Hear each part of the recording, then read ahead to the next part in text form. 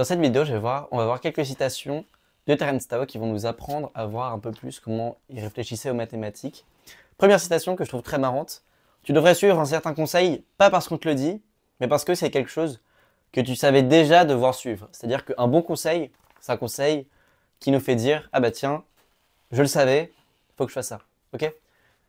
Voilà, ça c'est cool parce que dans ma chaîne, je donne plein de conseils qui ont marché pour moi, mais qui sont quand même vraiment décalés de ce qu'on me dit de faire au lycée ou en prépa. Et fondamentalement, c'est parce que je sais que tous ces conseils te font dire bah oui, c'est vrai, j'aurais dû faire ça. Par exemple, noter son cours, tout le monde sait que ça marche pas en son fort intérieur, mais tout le monde fait semblant. Hein, tout le monde fait semblant que ça marche, parce que tout le monde a peur de pas avoir noté son cours, de pas faire comme les autres. Mais tu sais que ça sert à rien de noter son cours. À chaque fois quand je parle à des gens, je leur dis mais tu devrais pas noter ton cours. Et ils donnent quelques arguments, mais auxquels ils ne croient pas eux-mêmes. Et à la fin, ils sont toujours convaincus parce que, bien évidemment, ça sert à rien de noter son cours. Voilà. S'il y a un conseil que je te dis qui te paraît pas intuitif, qui te paraît hyper bizarre, et t'es là, en train de me dire, bon, ça paraît bizarre, mais facile d'accès l'a dit, donc je devrais le suivre, méfie-toi un petit peu. Hein. Un conseil, il devrait, en quelque sorte, déjà être en toi au moment où je le dis, si c'est un conseil qui va s'appliquer à toi. Ok, maintenant on passe à des citations plutôt en rapport à comment il apprend les maths. Donc la première qui m'a vraiment choqué, c'est il faut observer et imiter ce que font les autres en pareil cas. Donc là il parle de l'apprentissage, enfin comment il fait des exercices. Et il est en train de dire dans cette citation que les mathématiques c'est comme la natation. Si tu veux apprendre à nager, il faut voir comment quelqu'un agite ses bras et ses jambes. Et ensuite, il faut s'exercer à faire comme lui et faire la même chose. Et ça m'a vraiment étonné de voir Terence Tao qu'on imagine toujours comme un génie, de savoir que lui, il imitait d'autres personnes pour faire des résolutions d'exercices. Moi, ça m'a choqué. Et en tout cas, je trouve que c'est une belle leçon, qu'il faut vraiment copier des autres. Là, pendant la période de préparation aux euros, si tu es en spé, ou même plus généralement si tu fais des exercices avec tes amis, je trouve ça important, idéalement une fois par semaine, mais au moins une fois toutes les 2 semaines, de passer quelques heures avec quelqu'un qui fait des mathématiques, de voir comment lui, il pense aux exercices, de voir lui comment il résout les exercices, de voir quel réflexe il a. Je trouve ça vraiment enrichissant. Et je trouve que c'est la manière la plus rapide de progresser. Bien sûr, il faut passer du temps à travailler tout seul. Fondamentalement, parce que si tu travailles que quand tu es avec des gens, tu vas jamais travailler. Mais c'est là où tu vas prendre un boost instantané de niveau. C'est quand tu vas voir quelqu'un travailler avec toi et que tu vas voir comment il réfléchit. Les exercices, les sortes de références mathématiques, tu vois, on a tous des références mathématiques, des exercices auxquels on se réfère, et des fois, ils ne nous permettent pas de résoudre. Alors que des fois, le bon point de vue pour faire un exercice, c'est le point de vue que notre ami a, et pas le nôtre. Et c'est pour ça que c'est précieux de voir le point de vue de quelqu'un d'autre. Et comme dit Terence Tao, si tu veux débuter dans les mathématiques, si tu débutes, tu as l'impression que tu es un peu perdu, le meilleur moyen de progresser très vite, c'est juste de voir comment quelqu'un fait un exercice et de copier exactement ce qu'il fait. Voilà. Ok. Deuxième citation sur l'apprentissage, bon, un peu plus classique, apprenez et réapprenez votre chant. Ce qui veut dire par là, donc je répète la citation, apprenez et réapprenez votre chant. C'est-à-dire que les mathématiques, c'est pas quelque chose que tu vois et que tu termines toute ta vie. Genre, t'as pas vu la preuve et une fois c'est fini, faut revisiter la preuve, y réfléchir plus tard. Une fois que tu as du recul, y repenser. Et voilà, voir comment notre point de vue a évolué sur les objets, les revisiter en permanence. Les mathématiques, ça se fait pas en une seule fois, ça se fait pas en une traite. Ça y est, je connais tout ça. C'est important de revisiter les choses parce qu'il y a plein de fois où on pense qu'on a compris quelque chose, mais il nous manquait certaines subtilités. Le recul qu'on a nous permet de revisiter certains théorèmes. Et donc c'est très bénéfique de revenir vers les points du cours que tu penses maîtriser.